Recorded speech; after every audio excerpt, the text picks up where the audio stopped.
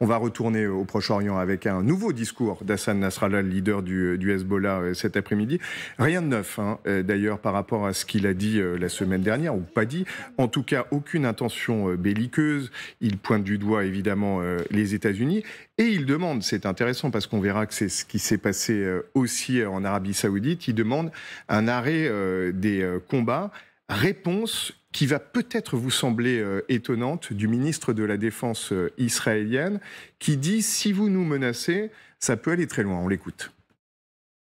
Je vois déjà les civils de Gaza marcher avec des drapeaux blancs le long de la côte et se diriger vers le sud. Le Hezbollah entraîne le Liban dans une nouvelle guerre et il commet des erreurs. S'il commet de telles erreurs ici, ceux qui en paieront le prix seront d'abord les civils libanais. Ce que nous faisons à Gaza, nous saurons le faire à Beyrouth. Ce que nous faisons à Gaza, nous saurons le faire à Beyrouth. Aidez-nous à comprendre, Yoav Gallant. On a un Nasrallah qui ne dit pas qu'ils vont s'engager dans un conflit direct, et la réponse semble quasi disproportionnée, mon général. Totalement disproportionnée, et l'intérêt, c'est de montrer la force d'Israël. Après tout l'échec, puisque le 7 octobre est quand même un échec. Mais pourquoi ça peut presque passer pour une provocation à un moment où il ne se passe pas grand-chose sur le sud Liban. D'autant qu'il a la mémoire un peu courte, et il devrait se souvenir de ce qui s'est passé en 2006, et le fait qu'Israël n'a pu quitter le Liban que grâce à l'intervention avec une résolution et 12 000 soldats casques bleus qui ont été déployés à l'époque. Alors, d'ailleurs, casques bleus sur lesquels les Israéliens crachent régulièrement. Ils méprisent totalement les casques bleus. Donc, si vous voulez, ce ministre de la Défense qui veut montrer des muscles dans une provocation, vous avez raison de le dire, qui n'a pas lieu d'être. Parce que tout le monde était rassuré, en fait, avec le discours qu'il y a eu la semaine dernière. Tout le monde était rassuré. Et aujourd'hui encore plus, d'ailleurs. Bien sûr. Il appelle à un arrêt des combats, Nasrallah. Donc, on est un peu surpris.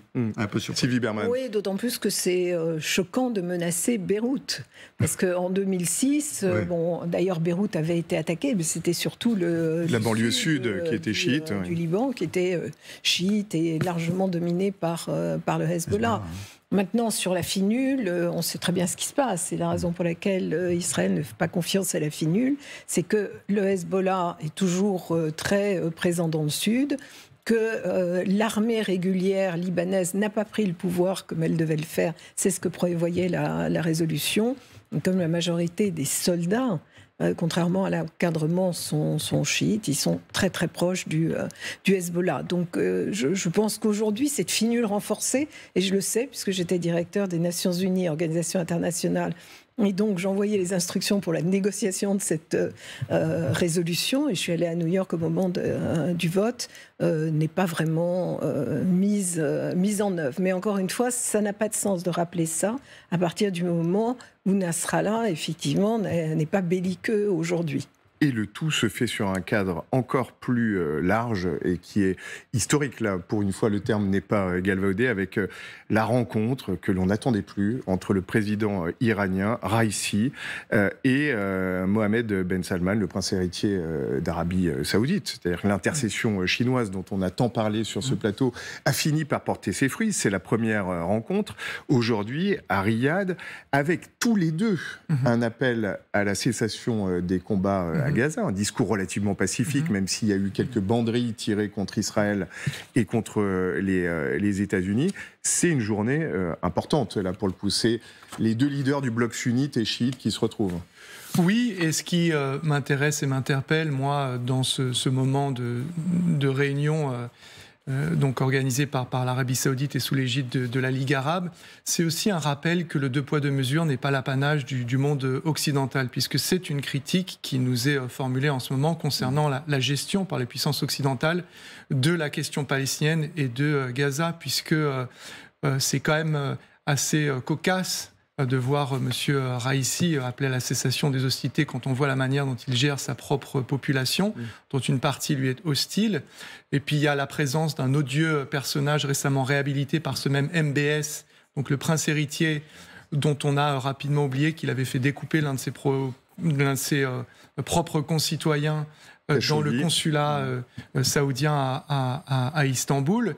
Et puis, il y a Bachar el-Assad. Alors, c'était le dernier sur lequel j'allais venir. Bachar el-Assad, en l'occurrence, pour venir parler de la cessation des hostilités et dire tout le bien qu'il pense des Palestiniens alors qu'il les a fait tuer par centaines, si ce n'est par milliers, notamment dans le camp de Yarmouk, à Damas, et sachant qu'il est lui-même responsable de centaines de milliers de morts arabes.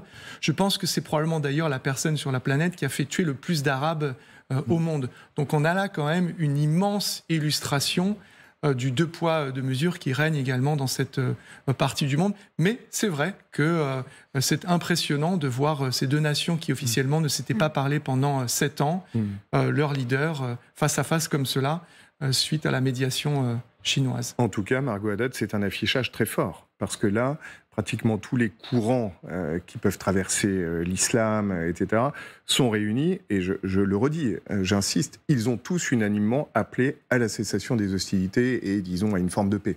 Oui, et surtout, ils rejettent en bloc la légitime défense d'Israël. Ça fait partie de leur communiqué, mais c'est là toute la volonté de l'Iran depuis le début, c'est de faire exploser la normalisation d'Israël avec les pays arabes. Elle est là, toute la stratégie. La stratégie de départ, c'est ça. Donc, de voir Ebrahim Raïssi venir en Arabie Saoudite, rencontrer, s'afficher au grand jour, alors que la normalisation a eu en mars, pourquoi choisir maintenant pour faire cette rencontre au grand jour? C'est forcément quelque chose de tactique. Et d'ailleurs, il ne faut pas oublier que dans le discours de Nasrallah aujourd'hui, il mentionne l'Iran. C'est la première fois qu'il mentionne l'Iran, c'est son deuxième discours, mais c'est la première fois qu'il dit c'est grâce à l'Iran que le Liban et que Gaza peuvent tenir. Et d'ailleurs, l'Iran a également dit à Riyad qu'il voulait que le monde arabe commence à penser à armer les Palestiniens en masse. Donc il y a cette volonté d'être le pivot de ce monde arabe, de donner le ton grâce ou à cause de la cause palestinienne.